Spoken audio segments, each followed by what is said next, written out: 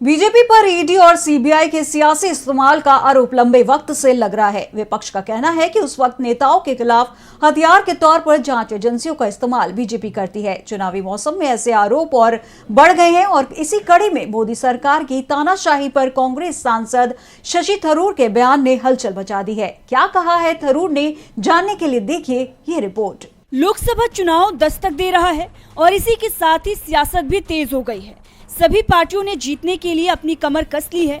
चुनावी गहमा गहमी में कांग्रेस सांसद शशि थरूर ने एक ऐसा बयान दे दिया है जिसके बाद काफी शोर मच गया है। पीएम मोदी पर तानाशाही का आरोप लगाते हुए थरूर ने केंद्र सरकार पर जमकर निशाना साधा है। इन दिनों जयपुर में हो रहे साहित्य उत्सव में कांग्रेस सांसद शशि थरूर ने शिरकत की है। इस दौरान उन्होंने ईडी, सीबीआई जैसी केंद्रीय एजेंसियों की कार्रवाई पर बात करते हुए भाजपा सरकार पर तीखा हमला बोला है। देश में केंद्रीय एजेंसियों और स्वतंत्र संस्थानों की स्थिति के बारे में चिंता व्यक्त करते हुए इसे चुनावी तानाशाही बताया है।